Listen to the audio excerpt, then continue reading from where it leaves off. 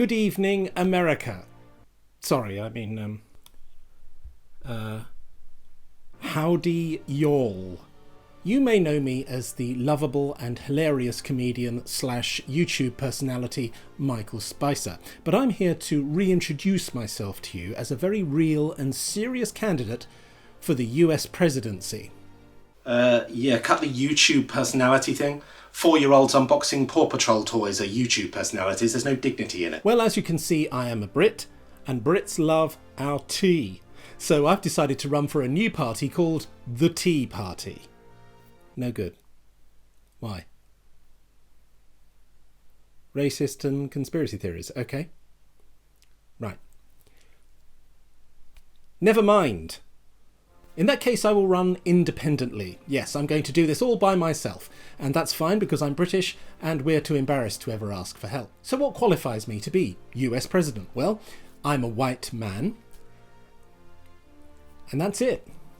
Because you lot, you love a white man. My God, you can't get enough of white men. You bloody love them.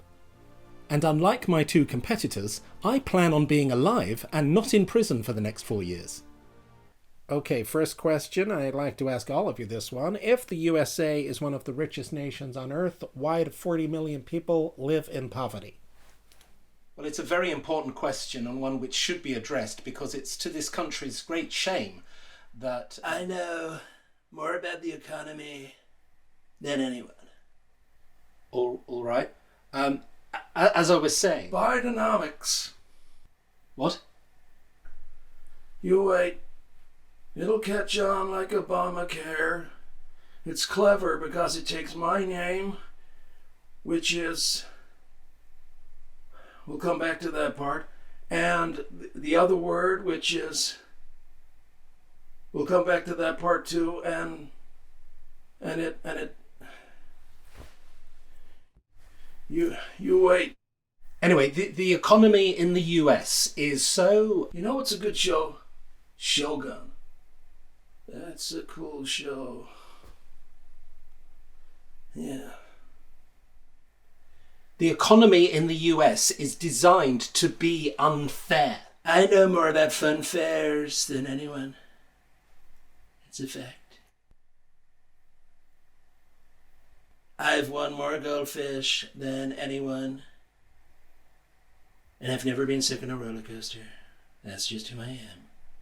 As your president, I'm going to introduce a new political system because, honestly, I don't know what it is that you do over there. I've no idea. I haven't a clue. So I'm probably going to scrap the House and the Senate and adopt a more British approach to implementing party policy, which is just to do whatever Rupert Murdoch tells us to do, even though he is just mainly organs now. Don't get me wrong, your country has lots of potential. It's given us...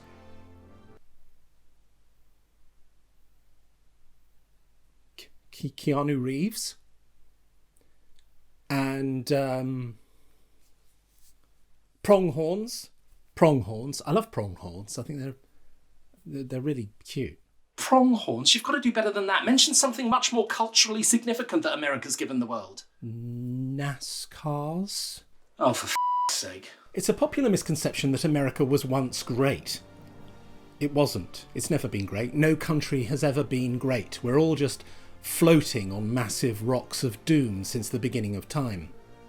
So I propose a realistic goal. Let's make America okay for the first time. In other words, Maukfutfut.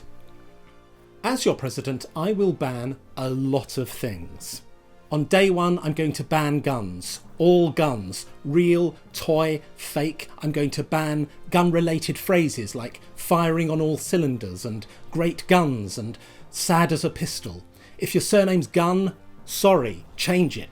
Guns? What's the matter with you? What, do you think you're a soldier in the Civil War? Put that musket away, Mr. Shooty. Stop embarrassing yourself. I'm going to ban the measuring of temperature in Fahrenheit. You're the only country that does it. Stop it, it's weird. Kilos will replace pounds, which means that technically I'm going to get every US citizen's weight down in my first week in office. I'm afraid the hugging has to stop. I'm also going to ban people who talk loudly on the phone holding it like this. I'll also ban those big fat cars that look like pickup trucks. They're all over Britain now, and despite those commercials saying that they drive really well over volcanic rock, I only ever see them parked across 2 disabled spaces outside my local Tesco. Okay, next question. Given the chilling predictions of scientists as to the impact of global warming in the next 50 years, why isn't the US doing more to reduce its carbon emissions? That's easy, because this government and all the other governments have been in the pocket of big oil. Now, as president, I will make sure... Wait, pockets? Yes. No one knows more about climate change than me. Do you know I got some extra pockets made in this suit? I said to my tailor, I said, I need an extra compartment for my Tic Tacs. I know all there is to know about climate change, believe me. Okay, give me one fact about greenhouse gases. Okay. Greenhouse gases are so bad. And I don't think we should make greenhouses anymore until we know what we're dealing with. And I said to him, Bob, I said, make sure it's a tight little pocket, you know, because I don't want to be rattling around the White House all day long. Yeah. I will also pass meaningful legislative bills, such as the Celebrity Deportation Act. Let's be honest, the US and the UK both have a serious problem with their celebrities, particularly ones who are famous for no reason, like Kim Kardashian and Liz Truss. So the Celebrity Deportation Act is where we'll swap our non-entities for yours in the hope that they'll struggle in their new environments and we'll just die out. I'm going to call this the Piers Morgan Act. The AI Act. Too many American AI companies are just ripping off established artists and reproducing their own terrible copies. By the way, why do AI companies think that we all want 100 new Star Wars films but with added sharks? Anyway, I will pass a bill that will not only prevent this from happening again, but will also force these companies to adopt a more British approach to AI, which is to make robots do things that we don't want to do, such as putting the bins out, doing the housework, and contributing to the exponential growth of capitalism by working a 9-to-5 job for shit pay. The Hollywood Act. Britishness is everywhere in Hollywood. The only problem is that Americans only think that there are 2 types of Britishness, gangster and posh.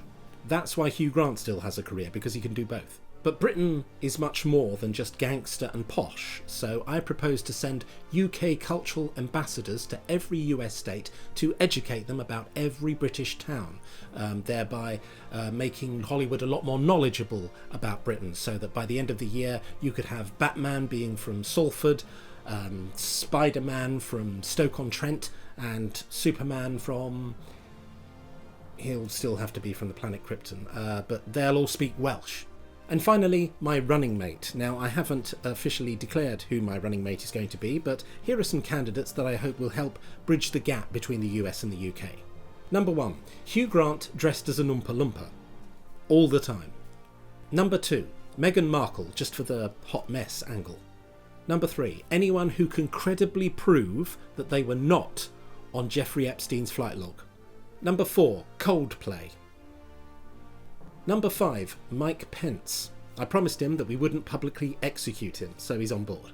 Number 6, John Cleese. Apart from being mainly a debt-ridden old crank these days, who's realised that being a right-wing debt-ridden old crank is helping to pay a few bills, he is respected on both sides of the Atlantic, or at least he will be till about 25, 26, because it's around about that time where he'll probably say something spectacularly racist and cancel himself.